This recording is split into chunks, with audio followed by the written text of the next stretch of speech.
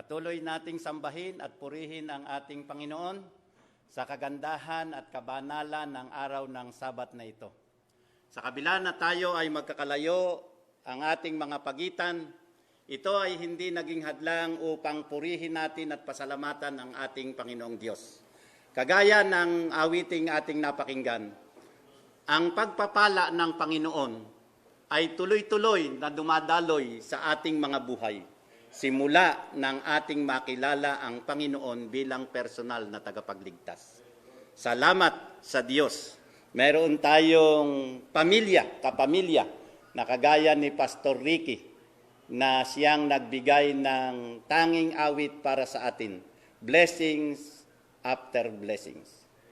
Malaki pala ang pamilya ni Pastor Ricky. Dapat pala nag-anak ako ng 4, 5 para natalo ko siya. Tapos malalaki pa. Malalaki sigurong kumain yan. Ang ihahatid ko sa inyo ay Families of the Times. Tayo'y nabubuhay sa mga pangyayari sa huling panahon. Ang panahon na ating kinabubuhayan ay tanda ng panahon na ang ating Panginoong Diyos ay malapit nang magbalik. Amen? Pero samantalang aking inulit ng araw-araw ang Kapitulo 24 ng Matthew, aking natagpuan na ang pamilya pala ay gumaganap ng malaking bahagi sa mga tanda ng panahon. Kaya ang aking itatapik sa inyo ay Families of the Times, pamilya ng panahon. Ano ang mga palatandaan sa huling panahon? Basahin ninyo ang aklat ng Matthew 24. Binanggit diyan ang gera, digmaan, binanggit ang mga tanda ng mga digmaan, mga pangyayari, mga balita. Binanggit diyan ang gutom, binanggit ang salot, binanggit ang lindol, binanggit din ang persecution, binanggit ang mga bulaang propeta, bulaang Kristo, binanggit din. At ganon din ang pangangaral ng Ebanghelyo ng Panginoon. Ano ang ibig sabihin? Ang mga pangyayaring ito'y katotohanan na hindi na magtatagal darating ang ating Panginoon. Pero sa Matthew 24:38, ano ang bahagi ng pamilya? Ano ang bahagi ng pamilya sa mga tanda ng panahon? Tingnan ninyo ang Matthew 24:38. Kagaya ng panahon ni Noe, ang mga tao ay nag-aasawa at pinag-aasawa. Ngayong panahong ito, kung hindi ako nagkakamali, suspendido ang pag-aasawa ba ngayon, pagpapakasal? Ano bang nangyari? Parang gano'n, yung mga malalaking gatherings ay hindi pwede. Kaya ibig sabihin, kasama dyan ang kasalan, malaking kasalan, postponed muna. Pero ang pangyayari sa ating panahon ay ganito. Marami ang nagsisipag-asawa ng cross-culture, yung iba-ibang mga bansa, sapagkat ganyan na ang ating buhay ngayon. Pero narito ang mga iba pa. Marami ngayon ang broken marriage. Mag-aasawa. Pagkatapos na mag-asawa, anong susunod? Maghihiwalay. Pagkatapos na maghiwalay, anong susunod? Mag-aasawa ulit. Ngayong panahong ito ay mayroon tayong tinatawag na same-sex marriage. Hindi pa dito sa ating bansa. Pero alam natin na yan ay nangyayari na at aprobado na sa ibang bansa. Ang mga Pilipino'y magaling na manggagaya. Gagayahin? Gagayahin yan. Nahandyan din ang cohabitation. Ito naman yung nagsasama ng hindi kasal. Noong araw ay nagpapakasal muna bago magsama. Pero ngayon, nagsasama muna bago kasal. At meron din tayong early marriage, yung maagang nag-aasawa. Noong araw ay hindi naman masyadong mabigat sa loob pag nag-asawang bata pa ang dalaga o ang binata. Pero ngayong panahong ito ay iyak ang magulang kapag ang anak ay nag-asawa ng bata pa. Nahandyan din sa Matthew 24:12. Lalago ang kasamaan. Bantayan ninyo yan, lalago ang kasamaan. Ito bang pangyayari sa ating panahong ito, hindi ba malago na ang kasamaan? Madali lang unawain yan.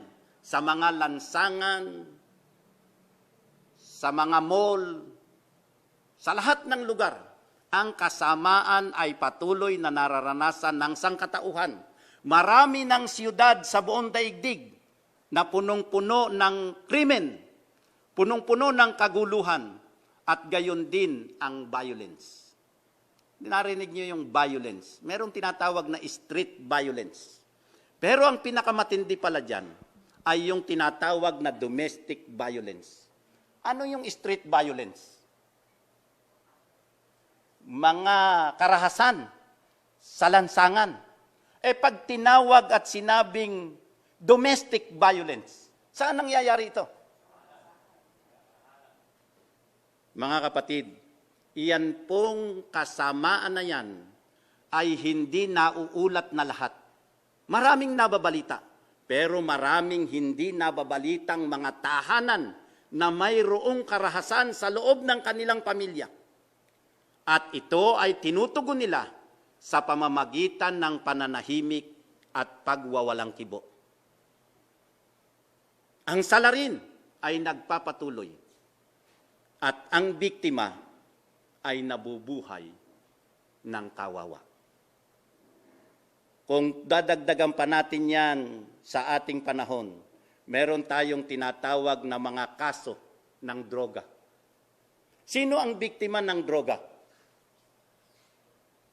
Ang biktima ng droga, ng drugs, ay walang iba kundi ang sariling pamilya.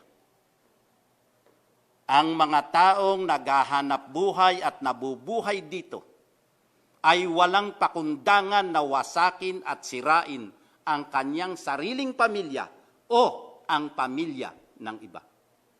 Huwag na magkakaroon ng isa nito sa loob ng ating tahanan, sapagkat yan ay magpapatuloy na wasakin at pagmalupitan ang kanyang sariling kasambahay.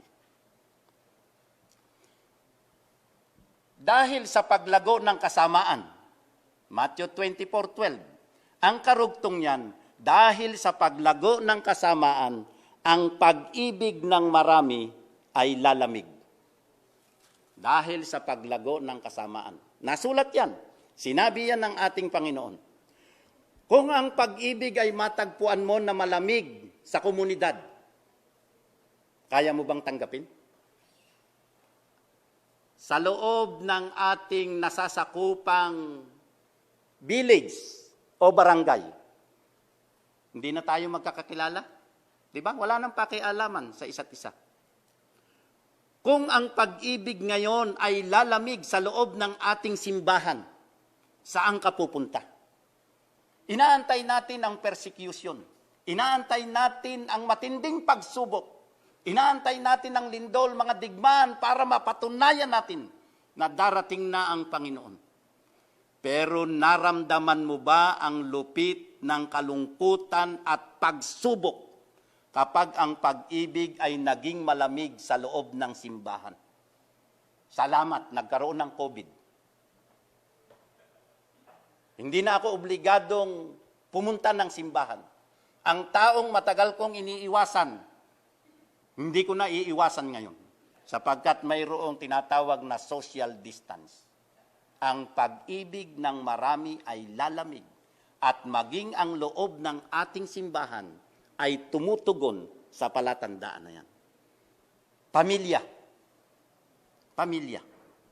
Ang pamilya ay biktima rin ng malamig na pag-ibig. Bakit nawawasak ang pamilya? Dahil sa paglamig ng pag-ibig. Madaling magkagalit ang mga magkamag-anak, magkakapatid, magpipinsan, madaling magkagalit. Ang magbiyanan, madaling magkagalit. Ay mga kapatid, kung kayo po ay manugang sa panahong ito, magpakabait po kayo. Kasi darating ang araw, ikaw naman ang magkakaroon ng manugang. At kung ano ang itinanim, siyang aanihin. Kung kayo naman po ay mga biyanan, ako po'y nakikiusap, magpakabait po kayo sa inyong manugang. Ngayong panahon ng COVID-19, magpadala po kayo ng relief sa inyong manugang. Ha? Opo, pamilya. Pero matindi ang epekto nito kapag ang pag-ibig ay lumamig sa pagitan ng dalawang mag-asawa. Ngayon pong panahong ito ay maraming mga mag-asawa ang magkalayo. Bunga ng trabaho. Subalit ang kanilang pag-ibig ay nananatiling mainit sa isa't isa. Pero kung ikaw ay mag-asawa na ang inyong gabi ay malamig, saan ka pupunta? Ang isa'y nakahiga sa kama, ang isa'y nakahiga sa sahig, malamig. Kung titingnan natin, ang salitang lumamig ang pag-ibig ay pangkaraniwan lang sa ibang tao. Pero mga kapatid, mas matindi ang epekto nito sa pagsubok, sa pagtitiis, kapag ang pag-uusapan ang mag-asawa ang lumamig ang pag-ibig. Kapag ka ba nanliligaw, masaya? Kapag sinagot, ikakasal, ikinasal, pagkatapos ng kasal. Ha? Anong sagot? Matagal ng kasal.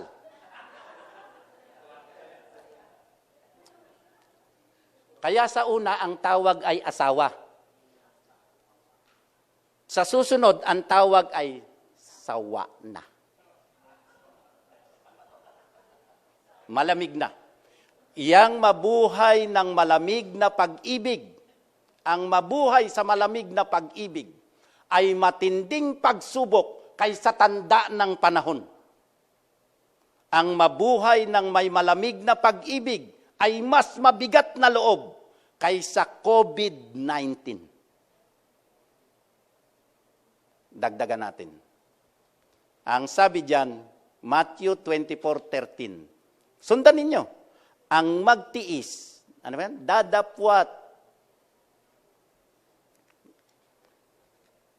Dadapwat ang magtiis hanggang sa wakas ay siyang maliligtas. Nakahanda ba kayong magtiis hanggang sa wakas?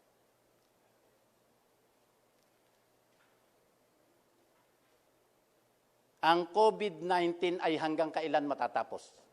Matapos kaya ng 2 buwan?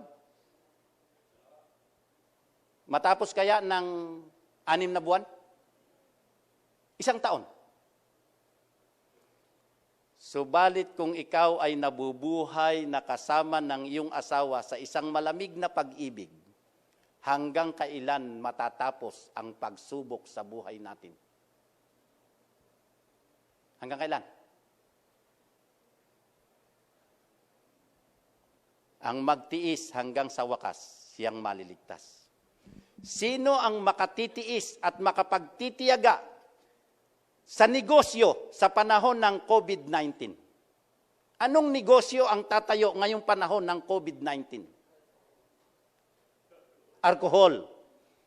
Mabuti yun, na sinabi niyo. Alcohol, basta medisina, pagkain. Ang napakalaking business na tumigil ay airlines.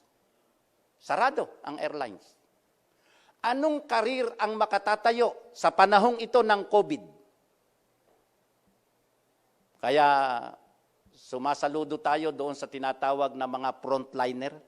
Sino-sino yon, yung mga frontliner? Mga doktor, mga nurses, mga nasa medical lines. Ilan ang patay? O ano, magdodoktor pa kayo? Hindi ko kayo tinatakot. Kaya ang sabi diyan, ang magtiis hanggang sa wakas. Nagkataon sa inyo na mga nasa medical line, nagkataon na yan ang inyong propesyon. Manindigan kayo hanggang sa katapusan ng sanglibutan. Kalamidad, disaster, mga trials, pagsubok, mga karamdaman, kahirapan.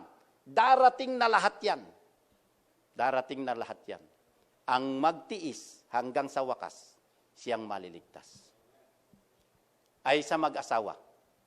Kung mayroong mag-asawa na nandyan sa loob ng bahay o dito, ilan na nakakarinig sa inyo? Kung halimbawang mayroong 10 mag-asawa, ang iba'y maghihiwalay, ang iba'y mananatiling nagsasama, saan ka kasama?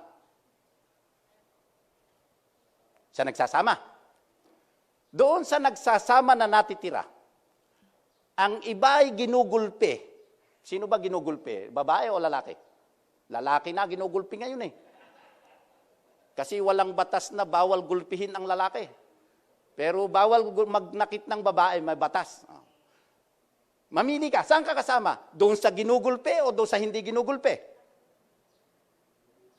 Doon sa sinasaktan o sa hindi sinasaktan? Sa sinasaktan? Aba, matinding pagtitiis yan. Doon naman sa hindi sinasaktan, na natitira, ang isa'y nabubuhay na nagtitiis, ang isa'y nabubuhay na maligaya. Saan ka kasama? Sa nagtitiis. Yung una, asawa. Sa susunod, sawa na. Sa susunod, awa na. Isipin ninyo yan. Nakatabi mo ang iyong asawa na ikaw ay nagtitiis. Kailan matatapos yung pagtitiis na yan? Habang buhay. Mabuti pa ang COVID.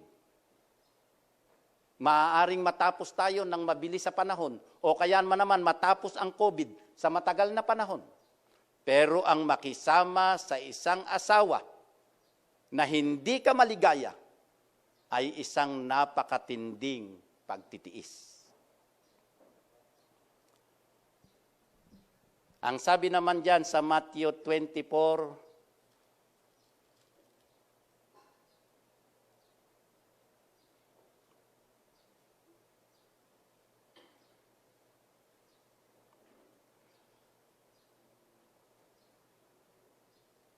dahil sa paglaganap ng kasamaan, ang pag-ibig ng marami ay lalamig. Yung paglaganap ng kasamaan. At ang magandang balitang ito ng kaharian ay ipahayag sa buong daigdig bilang patotoo sa lahat ng mga bansa.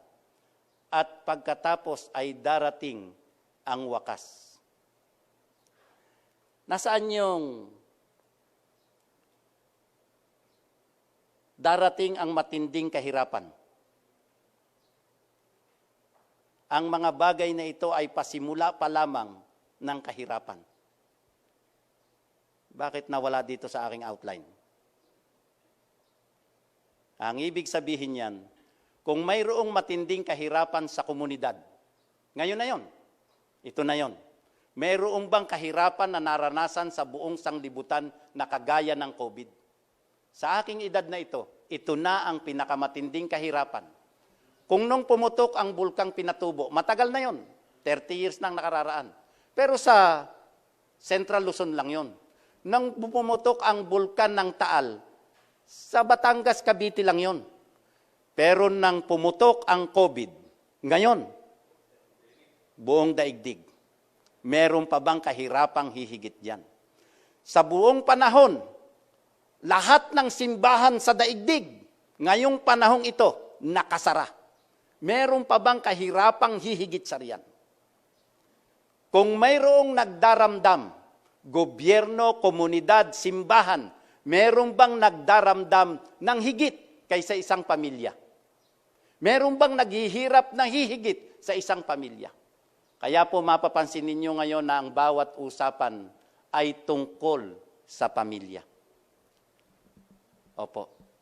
Kaya nga, kung tayo ay nakakakilala sa Panginoon, nung tinatawag na blessings after blessings, pagkatapos na makilala natin ang Panginoon, kung tutuusin, Pastor Ricky, tayong dalawa rin lang ang magkasama dito, pamilya mo umawit, ako nagsermon. Maganda nga yung awit mo eh. Ito ang panahon na ang ating pamilya ay magtatamo ng labis-labis na kapayapaan. Aba, ayaw ka? Kayong mag-asawa ay hindi maghihiwalay dahil sa trabaho? Hindi papasok ng gabi ang iyong asawa, hindi papasok ng opisina ang iyong asawa, maghapon na magkasama, maghapon magdamag na magkasama. Ano pa? Kasama mo ang iyong pamilya. Blessings after blessings. Mga kapatid, nasa atin lamang yan na pananaw. Tayo na mga may asawa, kung tayo'y nabubuhay sa pagtitiis sa ating asawa, wala nang ibang kahirapan na napakahirap tiisin kundi ang pag-aasawa. Ang pag-aasawa ay idinisign ng Diyos upang ang tao ay maging maligaya. Kaya lang, pagkatapos nito, ang tao ay nagiging malungkot. Nakakaranas ng kalungkutan. Ano ang ibig sabihin? Blessings after blessings. Pagkatapos na makilala natin ang Panginoon. Samantalahin natin ang mga pagkakataon.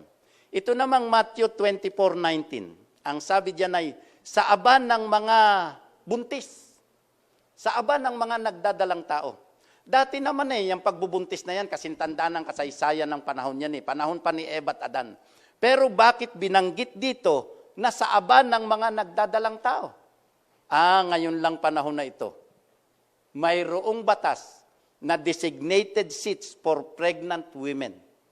Pero makakatagpo ka pa rin sa bus at sa LRT ng babaeng buntis nakatayo. Bakit mahirap ang mga babae na mabuntis ngayon? Isa, dalawang anak lang, hirap na. Sapagkat ang mga babae ngayon ay namamasukan. Hindi kamukha nung araw, ang mga babae sa bahay lang, lalaki ang naghahanap buhay. Kaya ang babae, buntis lang ng buntis. Yun lang ang kanilang trabaho. Maligaya sila doon sa ganong buhay. Pero ngayong panahong ito, hindi lang, bukod sa ikaw ay naghahanap buhay na, lalo na yung mga career woman, teacher, nurse, mga babae na nasa propesyon. Ngayong panahon na ito, sa mga pinagbawalan na mahawa ng COVID, ang isa ay senior citizen. Magsabi kayo ng isa pa. Sasabihin nyo, buntis ngayon, buntis yung sermon ko, sasagot kayo buntis. Nangungopia kayo Tama, di ba? Mahirap ang buntis ngayong panahon na to. Dahil sa COVID, warning po yan sa lahat ng mga may asawa. Magdahan-dahan po kayo. Ngayong panahong ito ay maluwag ang ating panahon para sa pagmamahalan, para sa labing-labing. Pero kung lolobo ang ating populasyon sa susunod na taon, ang may kasalanan niyan ay ang COVID-19. Pagdadalang tao, pagbubuntis. Ngayong panahong ito ng COVID-19, pregnancy-related sickness, teenage pregnancy, yan ang isang mapanganib sa panahon natin ngayon na kinabubuhayan. Napakaraming nabubuntis na batang babae. Pagkatapos na mabuntis, ano naman ang susunod? Magkasama dyan sa talata. 24:19.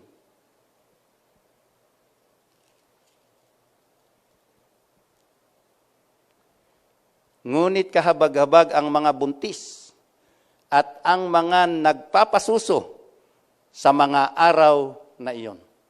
Bakit mahirap ang magpasuso ngayon? Dati namang nagpapasuso talaga.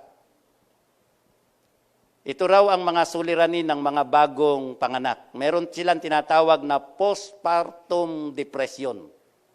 Dati na ba yan? Mahirap ang magpasuso ngayon kapag ikaw ay working mothers. Kaya merong tinatawag na pumping and storing of breast milk. Isipin mo, meron ng ganyan ngayon. Ikaw ay nag-uopisina. Aalis ka ng umagang-umaga. Kinakailangang meron ka ng nakadeposito sa rep na gatas ng nanay. At pag dumating ka sa opisina at inabot ka ng, anong salita gagamitin? 10:00? Inabot ng, puno na, umaapaw na. Okay na, kailangan,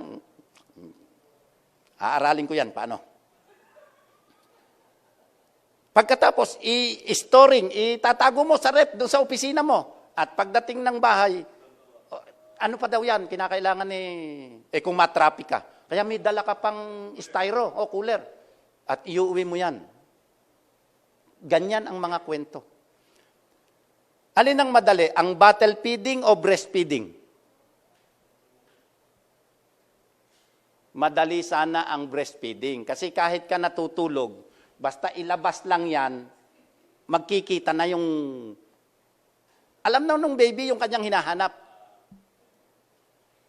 Ngayon, magbabali ka pa ng garapon. At lalo ngayong panahon na to na COVID-19, mahal ang gatas. Bibili ka pa ng gatas. Samantalang ang breast milk ay always available. Kung talagang magsara na ang mga tindahan, nanganganib ang mga bottle feeding. Financial issues. Napakamahal ng gatas. Hindi natin pinapahalagahan yung gatas ng nanay. Magkano ba yon? Mas mahal yon. Ang halaga noon ay buong sweldo ng husband. Tandaan nyo mahal yung breast milk. Ang sweldo noon, ang halaga noon ay buong sweldo ng asawang lalaki kailangang i-deposito. Bakit mahirap ang may pasusuhin? Bakit mahirap ang magbuntis at manganak kung ikaw ay teenager? Yung 19 years old below na mga babae na nanganganak. Kapag kapalayang babae na yan ay nanganak, 19 years old below, paglabas ng bata, malakas ang iyak ng lola.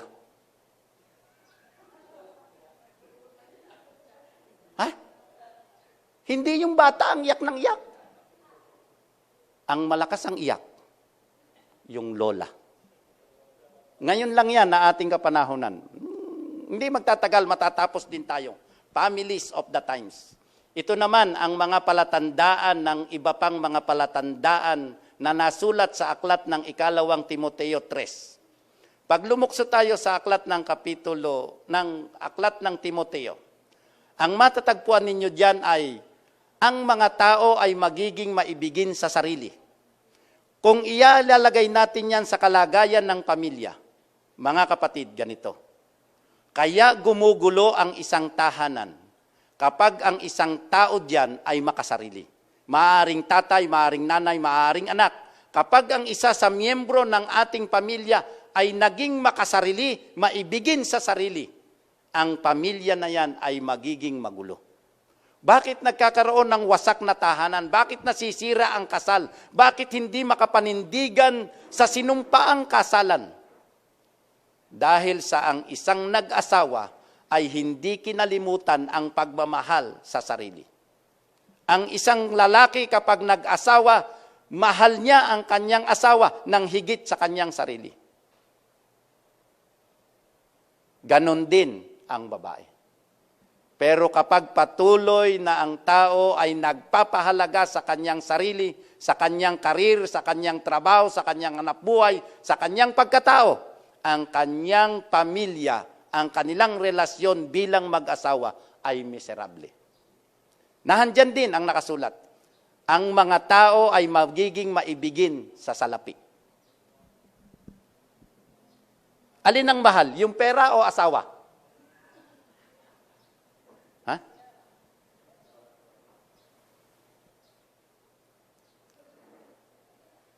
Lulunok-lunok ako. Ngayong panahon na to, mahahalata ang maibigin sa salapi. Sa loob ng nakaraang na araw, ano ang ginawa? Yung maibigin sa salapi, anong ginawa?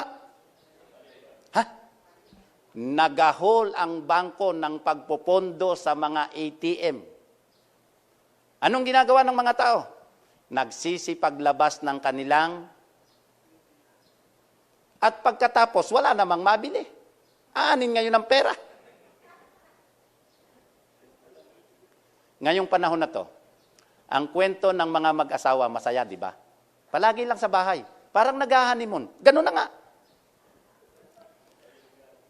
Ang kaligayahan ng lalaki, yung kasama yung kanyang asawang babae. Tama ba? Ang kaligayahan ng babae ay pera. Paano ngayon silang magiging maligayang mag-asawa?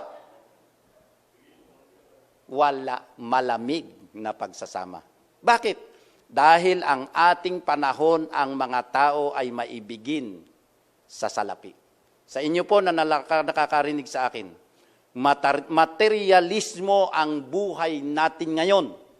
Pero sa panahong ito, pumirmi lang kayo sa tahanan, kumalma lang kayo, kung ano ang mayroon, gawin niyong maligaya ang buhay niyo. Payapain ninyo ang buhay niyo. Huwag tayong magpadala sa agos ng mundo. Gugulo ang buhay natin. Madadagdagan ng suliranin ang COVID-19. Kung tayo'y magiging payapa at tiwasay, lilipas yan sa kanyang kapanahunan. Bakit napakalungkot ang tumira sa loob ng bahay ng isang linggo? Nakailan linggo na ba tayo? Na para tayong pinarurusahan, parang tinotorture na nasa loob ng bahay. Kasi ang sabi dito, ang mga tao ay magiging maibigin sa kalayawan. Sarado ang mall. Sarado ang Coliseum. Hindi makapamasyal ng, sino bang mga may pasyal ng abroad? Cancel ang biyahe. Ano pa? Meron pa bang trip to Boracay? Lahat ng beach, meron bang nagsuswimming? Mga swimming pool. Kung tayo lang po ay isang taong payapa, tatanggapin natin ang mamahinga, tatanggapin natin ang kabutihan ng Panginoon, tayo'y hihinto, aalisin natin ang pagiging materialismo at ang kaligayahan ng sanglibutan. Ang magiging buhay natin ay blessings after blessing. Sa huling panahon, ang mga tao ay magiging abusado. Abusado. Sinabi ng walang lalabas. Labas pa rin ang labas. Sa mga tahanan, meron tinatawag na BAUSI.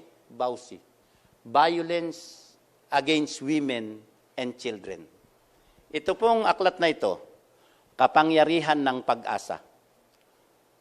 Ito po ay chapter 7.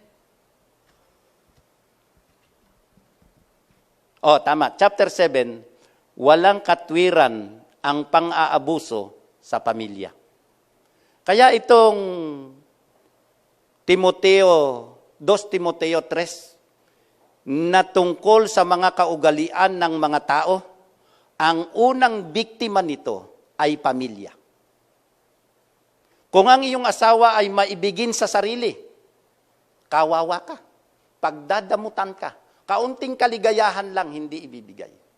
Kung ang iyong asawa ay maibigin sa salapi, luma ng damit mo, hindi ka pa ibibili. Ano pa? Kung ang iyong asawa ay maibigin sa kalayawan, saan ka pupunta? Kung ang iyong asawa ay abusado, saan ka pupunta? Ang aklat na ito ay nagbibigay ng mga paraan upang maging maligaya ang mag-asawa at ang pamilya. Sa mga huling panahon, ungrateful, walang pagpapasalamat.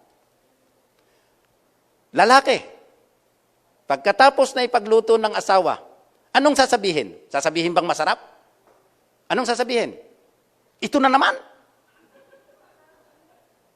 Anong sasabihin? Ba't ganito lasa? Hindi mapagpasalamat. Kayong mga lalaki na hindi nagluluto na kamukha ko, nagsisimula pa lang na maggayat ng iluluto ang asawa nyo, sabihin nyo na kaagad, masarap na ang iniluto.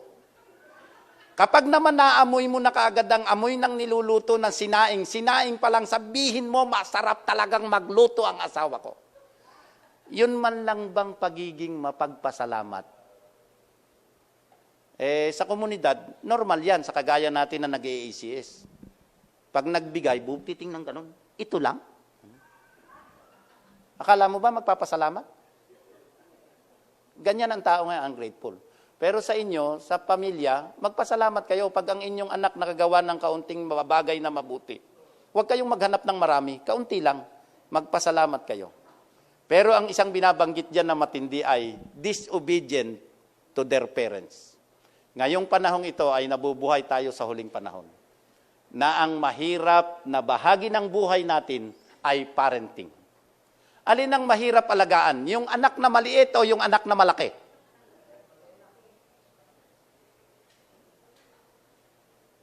Mga magulang na nakakarinig sa akin, huwag po ninyong ipaparamdam sa inyong anak na ang inyong anak ay matigas ang ulo. Huwag. Huwag niyong sasalitaan ng masamang salita ang inyong anak. Ang sasabihin niyo lahat ng mabuting salita para sa inyong anak. Ang sasabihin ninyo sa inyong anak, mabait, masipag, maganda, lahat ng magandang salita ang sasabihin ninyo sa inyong anak.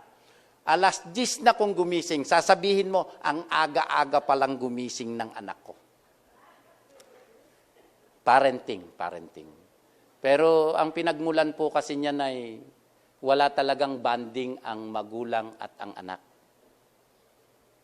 Kapag ka po kayo ay working mother, ang inyong anak ay bottle feeding, napakalimitado lang ng bonding ninyong magnanay. At pagdating ng panahon na yan ay nag-aral sa school, ibang tao na ang kasalamuhan yan. Pagdating ng bahay, ano naman ang kausap? Oo.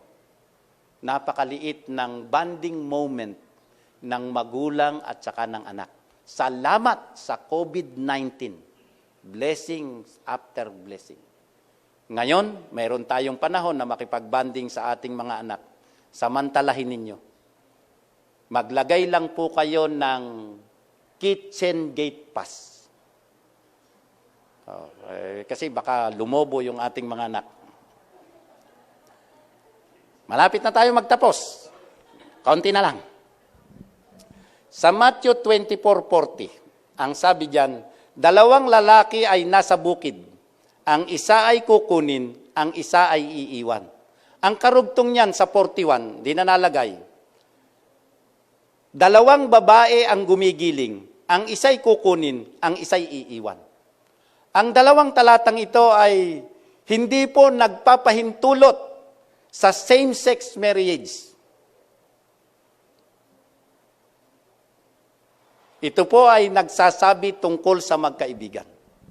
Ano ngayon ang resulta sa magkaibigan na nagkahiwalay, nagkalayo?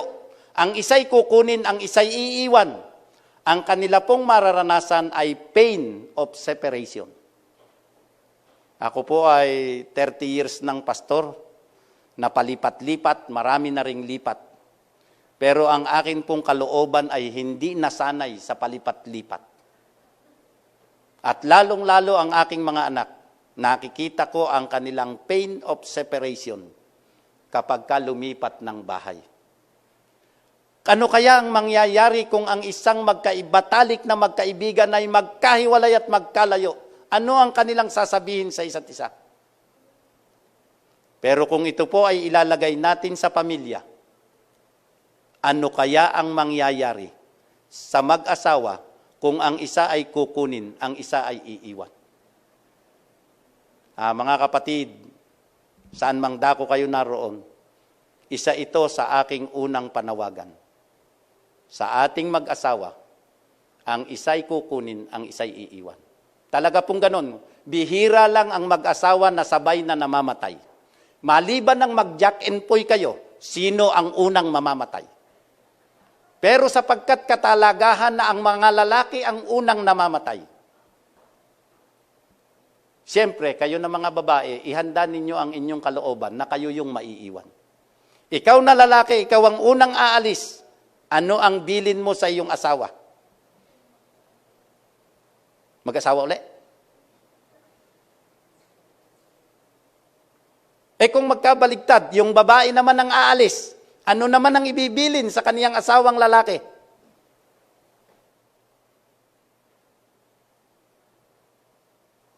Huwag kang mag-aasawa. Pero mas matindi ito, mga kapatid. Pagka natagpuan ninyo ang mga tagpo ng kamatayan, ngayong mga panahon na to, napakahigirap ng paghihiwalay ng mag-asawa. Pero kung ito ay dadamhin natin sa pag-aasawa, lalong matindi ito, families of the times, signs of the times.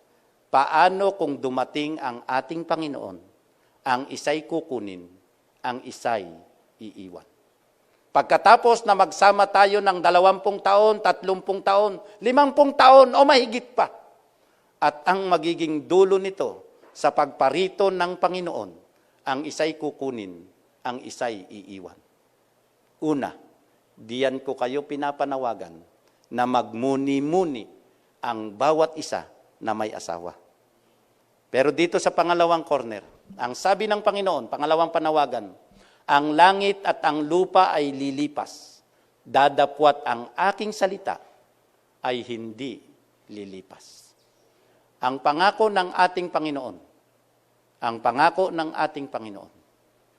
ay natutupad. Kahit ganito karami ng kahirapan at kalamidad, ang pangako ng Panginoon hindi masisira. Blessings after blessings.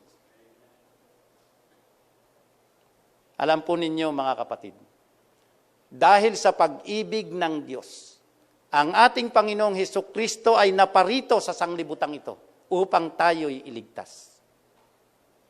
Amen. At nang siya'y umalis, nangako siya sa kanyang mga alagad, ako'y aalis. Subalit iiwan ko sa inyo, susuguin ko sa inyo, ang banal na Espiritu na siyang sa inyo'y magiging kapangyarihan, na siyang sa inyo'y magiging mang-aaliw, na siyang sa inyo'y magpapaalala ng lahat ng bagay na sinabi ko sa inyo. Ngayon, ang ating Panginoon naroon sa langit. Signs of the times. Namamagitan siya para sa taong makasalanan. Narito ang banal na Espiritu sa kabila ng COVID-19, sa kabila na sarado ang lahat ng simbahan, sa kabila na hindi makapagdaos ng maramihang pagpupulong. Huwag tayong sumama ng loob, hindi lang Seventh-day Adventist yan. Lahat ng simbahan, lahat ng grupong relihiyoso sa buong daigdig, walang pagpupulong ng malakihan. Pero meron tayong pagkakataon na mag-aral ng salita ng Diyos saan mang dakot tayo naroroon. Naroon ang ating Panginoon. Nariyan ang presensya ng banal na Espiritu. Dadapwat mga kapatid. Narito ang salita ng Diyos.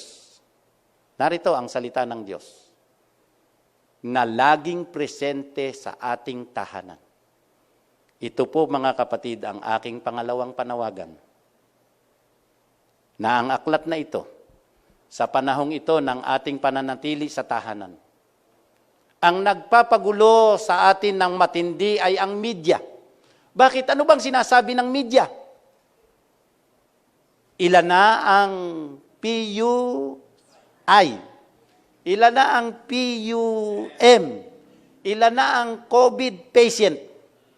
Minimemorya yan bawat araw. Ilan ang nadagdag? Ilan na ang nadagdag?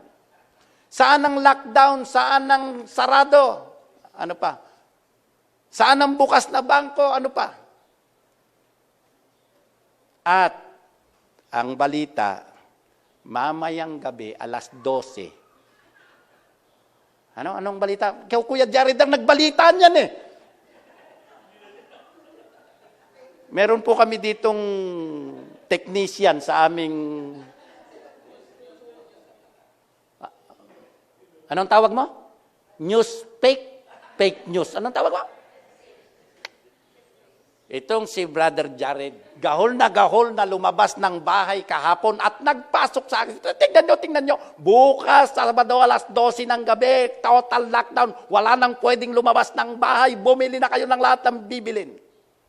Bago lumubog ang araw ng Biyernes. Gahol na gahol.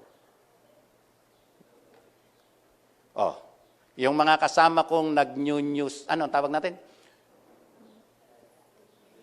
Hindi, live stream. Yung kasama kong mga kapatid, yung pong kasama kong nag-live stream dito, nag-panic buying kahapon.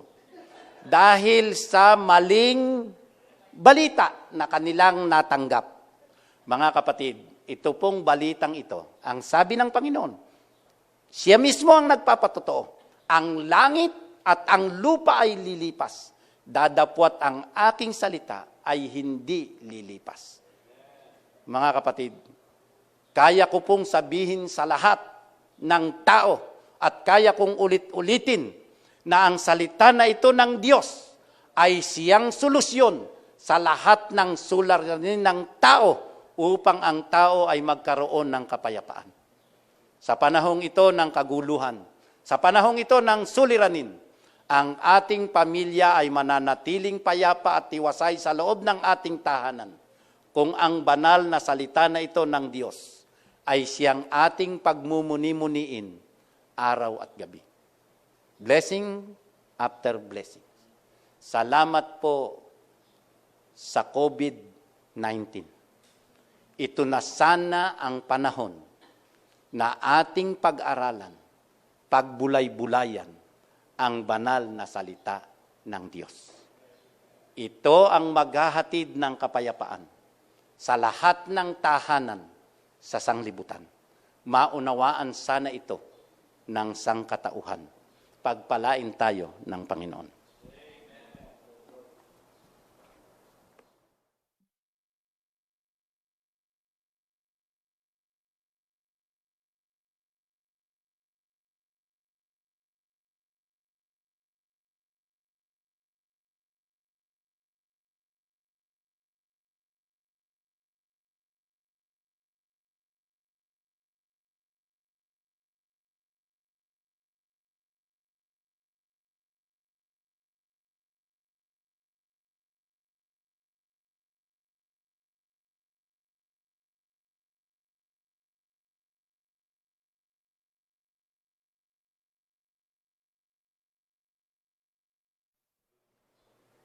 Para po sa ating closing song, atin pong awitin ang I Will Sing of Jesus' Love, hymn number 85.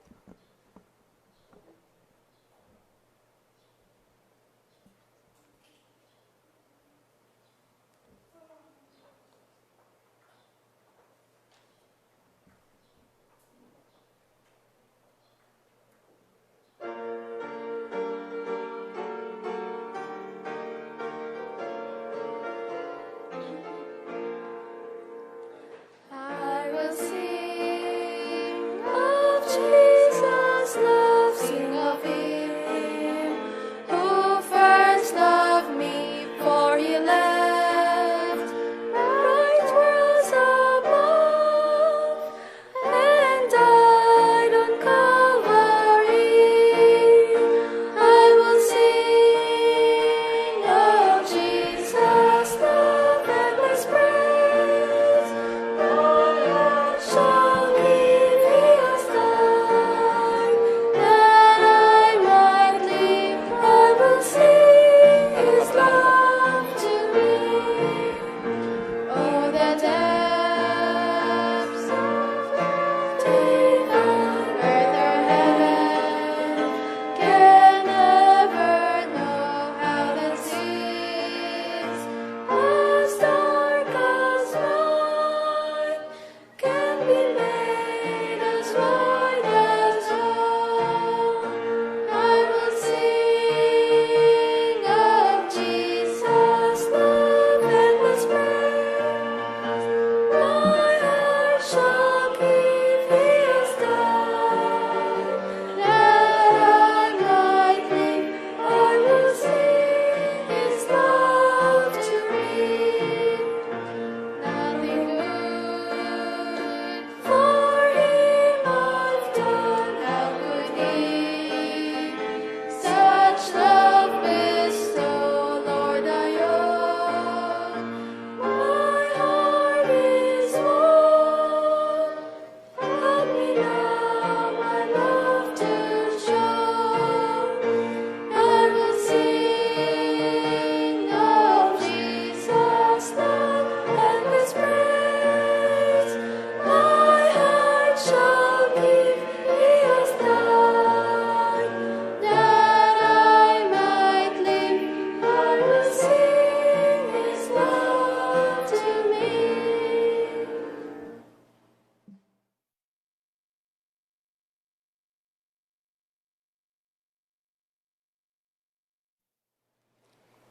Tayo po ay manalangin.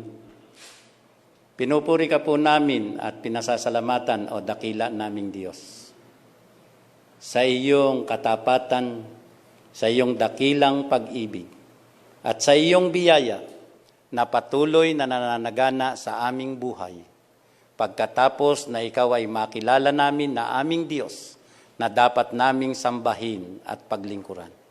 Ikaw na aming Diyos na aming tagapagligtas sa kasalanan at kapahamakan ng sanglibutang ito. Ikaw din ang aming Diyos na aming tagapagligtas sa COVID-19. Alalahanin po, Diyos, ang panahon na aming kinabubuhayan. Ito ang mga pangyayaring nagaganap sa kapaligiran upang ang mga tao ay magulumihanan, maligalig, mag-alala. Ang iyo sanang Santong Espiritu patuloy na kumatok sa kanilang mga kalooban. Patuloy nilang makilala ang aming Diyos na aming pinaglilingkuran. Patuloy nilang alalahanin ang iyong banal na salita na siyang tanging magtuturo sa amin ng daan ng katotohanan at ng katwiran. Alalahanin din ang bawat pamilya sa amin. Ang iba ay nabubuhay ng tiwasay, ang iba ay nabubuhay sa kagulumihanan. Alalahanin mo po kami, O Diyos. Sa aming mga pamilya, tahanan, mayroong mga kahirapan, kulang ng maraming mga bagay. Ikaw na aming Diyos na lumalang ng sanglibutan, ang magbibigay sa amin ng lahat ng aming pangangailangan sa araw-araw. Huwag mo pong pabayaan ang aming mga pamilya. Kung sakali rin pong mayroong karamdaman, ikaw ang aming dakilang Diyos na aming manggagamot. Pagalingin po agad. At gayon din, patuloy ka naming papupurihan, pararangalan at pasasalamatan. At patuloy naming ibabalik sa iyo ang papuri at paglilingkod. Ang iyo pong masaganang basbas, igawad sa aming lahat ngayon, sa matamis na pangalan ng aming Panginoong Hesus. Amen.